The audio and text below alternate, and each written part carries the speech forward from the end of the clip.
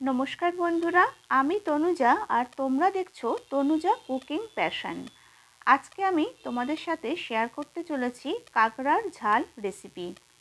এই রেসিপিটি অনেকে অনেক রকমভাবে বানিয়ে থাকে, তবে আমি আজকে তোমাদের সাথে খুব অল্প উপকরণ দিয়েই বানিয়ে তোমাদেরকে দেখাবো। আশা করব আমার আজকের কাঁকড়ার ঝাল রেসিপিটি তোমাদের সবারই ভীষণ ভালো লাগবে। তাহলে চলো আর দেরি না করে শুরু করা যাক আমার আজকের কাঁকড়ার ঝাল রেসিপি। কাঁকড়ার ঘিগুলোকে আলাদাভাবে আমি বাটির মধ্যে তুলে নিয়েছি, আর কাঁকড়া আর কাঁকড়ার দাঁড়াগুলোকে আমি আলাদাভাবে বাটির মধ্যে রেখে দিয়েছি। আমি একটা কাঁকড়াকে 4 ভাগে ভাগ করে নিয়েছি। এবার কাঁকড়ার মধ্যে আমি হলুদ আর নুন মাখিয়ে নেব। দিয়ে দিলাম সামান্য পরিমাণে হলুদ আর খুব সামান্য পরিমাণে নুন। ভালোভাবে হলুদ আর নুন আমি কাঁকড়ার মধ্যে মিশিয়ে নিলাম। দাঁড়াগুলোকে আমি ভেঙে নিইনি, তোমরা চাইলে একটু ফাটিয়ে নিতে পারো। হলুদ নুন মাখানোর পর আমি এটাকে সাইডে রেখে দেব। এবার আমি একটা পেস্ট বানিয়ে নেব। দিয়ে দিলাম 1 চামচ হলুদ, হাফ চামচ জিরে গুঁড়ো, হাফ চামচ ধনে গুঁড়ো, আর দিয়ে দিলাম হাফ চামচ কাশ্মীরি রেড চিলি পাউডার। এবার এর মধ্যে খুব অল্প পরিমাণ জল দিয়ে আমি একটা পেস্ট বানিয়ে নিচ্ছি। খুব বেশি জল আমি এখানে ব্যবহার করছি না। এইভাবে পেস্ট বানানোর ফলে রেসিপির কালার কিন্তু খুব সুন্দর আসে। এবার এটাকে আমি সাইডে রেখে দেব। এখানে আমি নিয়ে নিয়েছি 2টো বড় সাইজের পেঁয়াজ। পেঁয়াজগুলোকে আমি লম্বা লম্বা করে কেটে নিয়েছি। নিয়েছি একটা বড় সাইজের টমেটো, আর নিয়েছি 2টো চেরা কাঁচা লঙ্কা, আর এখানে 2টো বড় সাইজের আলু নিয়েছি। ঝালটা তোমরা তোমাদের পছন্দ অনুযায়ী দিয়ে দেবে। গ্যাসের মধ্যে আমি কড়াই বসিয়ে কড়াইটাকে খুব ভালো করে গরম করে নিয়েছি। কড়াই গরম হয়ে যাওয়ার পর দিয়ে দিলাম পরিমাণ মতো তেল। সর্ষের তেল আমি এখানে ইউজ করছি। তেল গরম হয়ে যাওয়ার পর দিয়ে দিলাম অল্প পরিমাণে নুন আর অল্প পরিমাণে হলুদ। হলুদ নুনটা আমি তেলের সাথে খুব ভালোভাবে মিশিয়ে নিয়েছি। এইবার এর মধ্যে আমি দিয়ে দিচ্ছি কেটে রাখা আলুর টুকরোগুলো। আলুর টুকরোগুলো দেওয়ার পর খুব ভালোভাবে আমি এটাকে লাল লাল করে ভেজে নেব।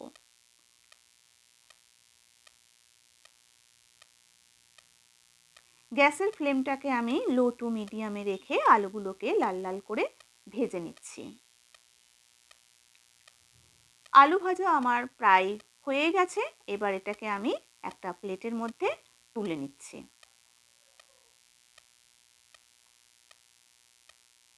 এবার এই তেলের মধ্যেই আমি দিয়ে দেব হলুদ নুন মাখিয়ে রাখা কাঁকড়ার টুকরোগুলো।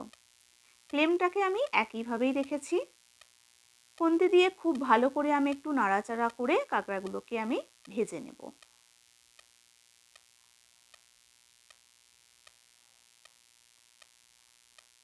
কাঁকড়া ভাজা আমার হয়ে গেছে।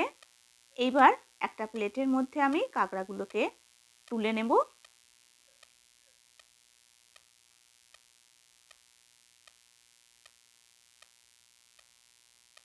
এবার আমি কড়াইটাকে আবারও খুব ভালো করে গরম করে নেব। কড়াই গরম হয়ে যাবার পর আমি দিয়ে দিলাম পরিমাণ মতো সর্ষের তেল। তেলটাকে খুব ভালো করে গরম করে নিলাম। এবার এর মধ্যে দিয়ে দেব 2টো তেজপাতা, মাঝখান দিয়ে আমি ছিঁড়ে নিয়েছি। দিয়ে দিলাম গোটা গরম মশলা, আর দিয়ে দিচ্ছি খুব অল্প পরিমাণে গোটা জিরে। কয়েক সেকেন্ড মতো আমি এটাকে একটু ফ্রাই করে নেব। ফ্রাই হয়ে যাওয়ার পর আমি এর মধ্যে দিয়ে দেব কেটে রাখা পেঁয়াজের টুকরোগুলো।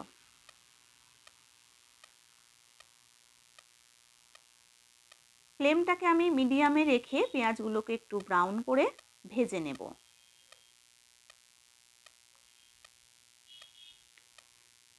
পেঁয়াজগুলো একেবারে ব্রাউন করে ভাজা হয়ে যাওয়ার পর আমি এর মধ্যে দিয়ে দিচ্ছি কেটে রাখা টমেটো আর 2টো চেরা কাঁচা লঙ্কা। একটু নাড়াচাড়া করার পর আমি এর মধ্যে দিয়ে দেব নুন। এখানে আমি 1 চামচ নুন দিয়ে দিলাম। নুন দেওয়ার পর আমি খুব ভালো করে এটাকে মিশিয়ে নিচ্ছি।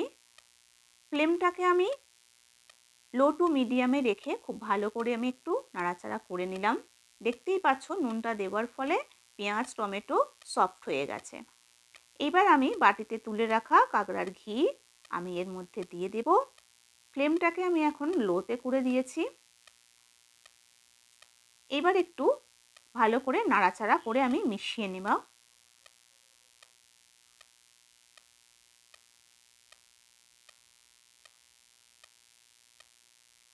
ভালোভাবে মিশিয়ে নেওয়ার পর আমি এর মধ্যে দিয়ে দিচ্ছি 1.5 চামচ আদা রসুন বাটা।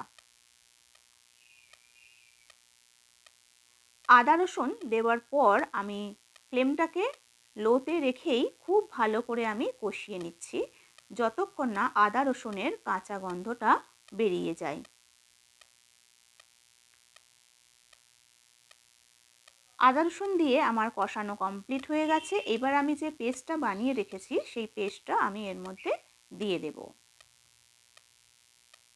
এবার বাটির মধ্যে কিছুটা পরিমাণে আমি জল নেব। সেই জলটা আমি কড়াইয়ের মধ্যে দিয়ে দেব। ফ্লেমটাকে আমি মিডিয়ামে করে দিলাম। দিয়ে ভালোভাবে মশলার সাথে আমি আদা রসুন পেঁয়াজ টমেটো খুব ভালো করে কষিয়ে নেব। দিয়ে দিলাম কিছুটা পরিমাণে জল।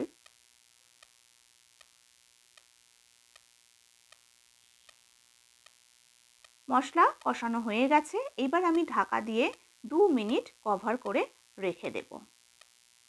2 মিনিট পর ফিরে আসছি।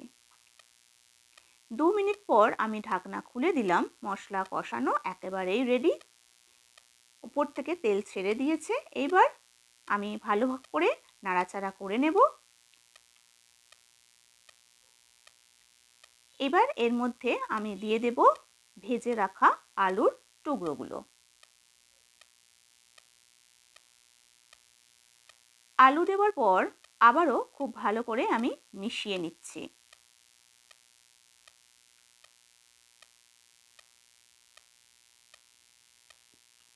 এবার আমি এর মধ্যে দিয়ে দেব পরিমাণ মতো জল।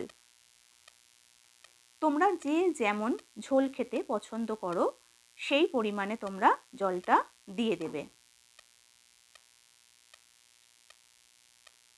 জল দেওয়ার পর ভালোভাবে আমি মিশিয়ে নিয়েছি। গ্যাসের ফ্লেমটাকে আমি হাই করে দেব। দিয়ে দিচ্ছি ভেজে রাখা কাঁকড়ার টুকরোগুলো। কাঁকড়া দেওয়ার পর ভালোভাবে আমি একটু নাড়াচাড়া করে নিচ্ছি। গ্যাসের ফ্লেমটা হাই রেখে এটাকে আমি ফুটতে দিলাম। এবার ঢাকা দিয়ে 10 মিনিট আমি রেখে দেব। 10 মিনিট পর ফিরে আসছি। 10 মিনিট পর আমি ঢাকনা খুলে দিলাম। একটু নাড়াচাড়া করে নিলাম। দেখে নিচ্ছি আলু সিদ্ধ হয়েছে কিনা। আলু একেবারেই সিদ্ধ হয়ে গেছে।